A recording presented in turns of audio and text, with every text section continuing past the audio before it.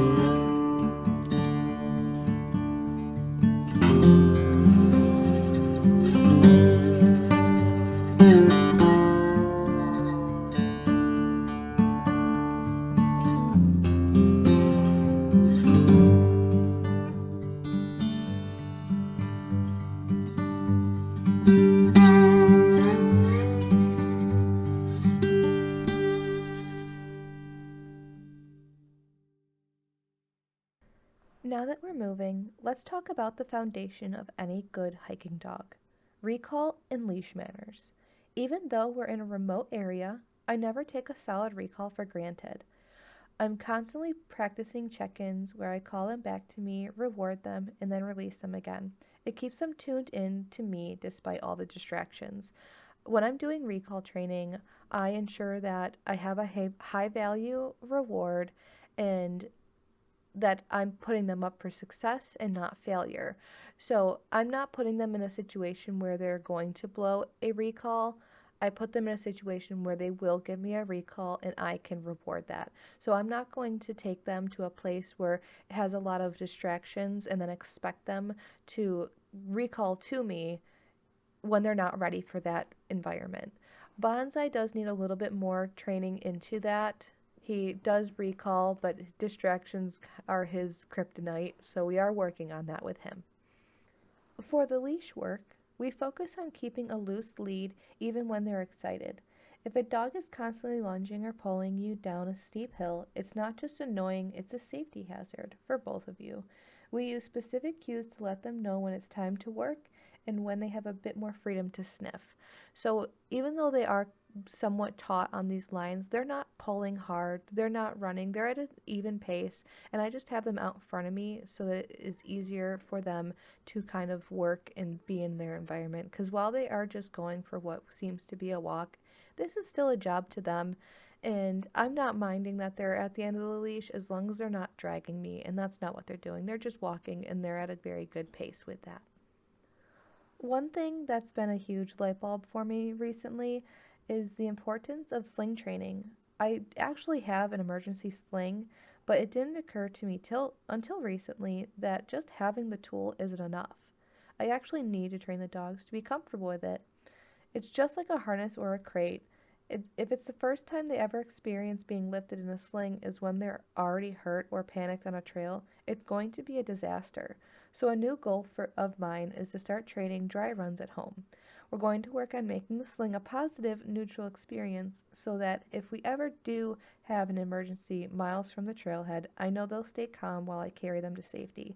It's a safety step I think a lot of us overlook until we actually need it. Now, the last point is trail etiquette.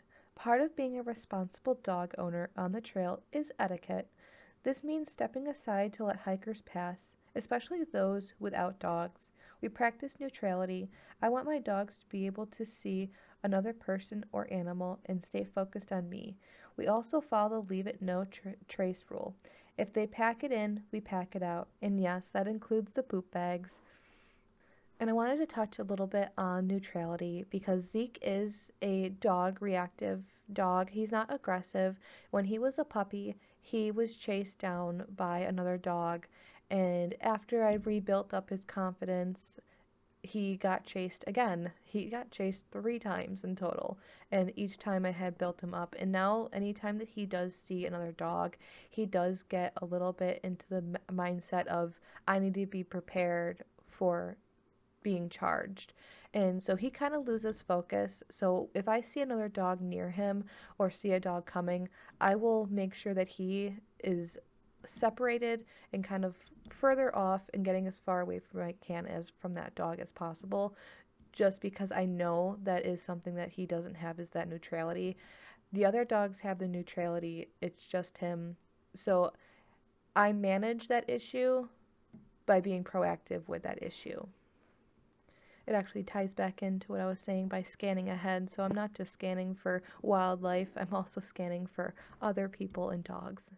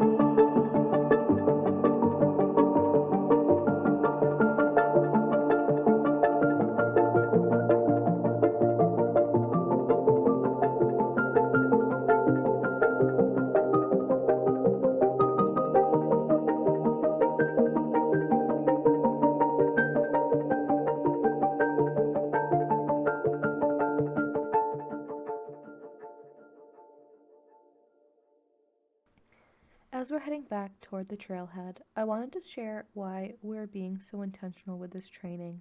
My big goal for the crew is to start working toward working pack dog titles. It's not just about the hike, it's about the partnership and the physical challenge.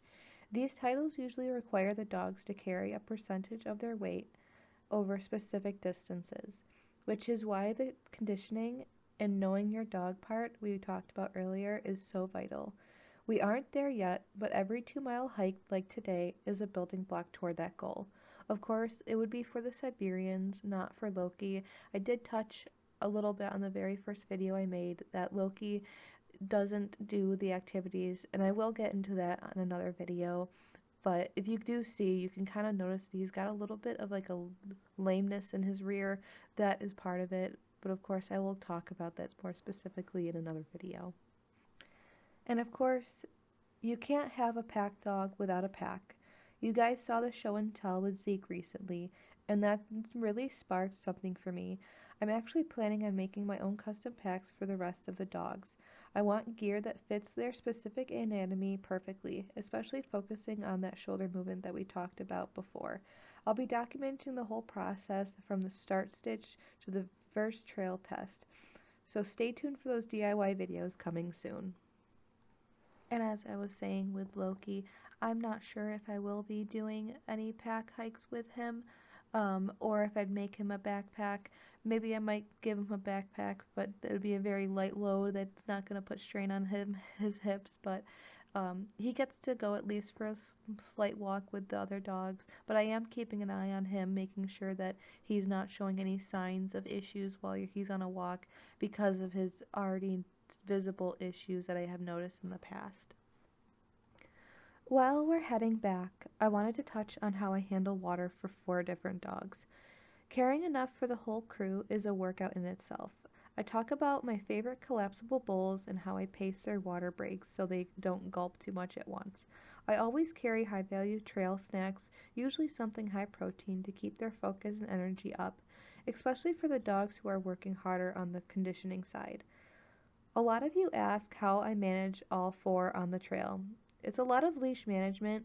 I can talk about the specific tangle-free setup I use or how I decide the hiking order, who leads, who stays in the back, and how that changes based on the trail's width.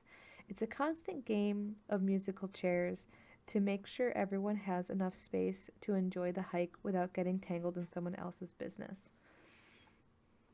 And that actually ties back to how I was saying that I have them in 2 and 2. Obviously, this trail is wide enough for all 4 of them to be together, but since I have them tethered in 2 and 2, it keeps them controlled and prevents them from tangling, especially because they are on the neckline. But I do have other leashes that allow for them to kind of swap positions, but I try not to have them swapping positions because I have 2 and 2. So B is got Loki and Bonsai, and I have Harley and Zeke. I'm holding their leash, he's holding their leash. And if they were to kind of tangle up, we kind of slow down or speed up. Whoever ends up being in front tangling obviously is the one that speeds up, just to kind of correct them. In the beginning of the video, you did see a second of it where they kind of tangled, but it didn't take too long to untangle them. How I have them set up, it prevents so much tangles, and it makes the walk and hike so much easier because we're not sitting there struggling to try and get them untangled. We're just moving forward.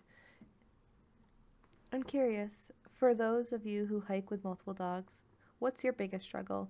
Is it the leash tangles or finding trails that are wide enough? Drop a comment and let me know, because I'm always looking for better ways to manage the crew out here, although I do have a pretty good handle on them currently anyway. But it's always nice to learn, and we are learning together. And the only way to grow is to accept where you need to learn. So as we are heading back to the truck, the dogs are getting a little bit tired. It was a successful 2.5 miles. My biggest takeaway from today is that even the small hikes are big wins when you're building towards something like a pack dog title. I hope these tips on safety and conditioning help you feel more confident hitting the trails with your own dogs. Let me know what your hiking goals are in the comments, and I'll see you in the next one.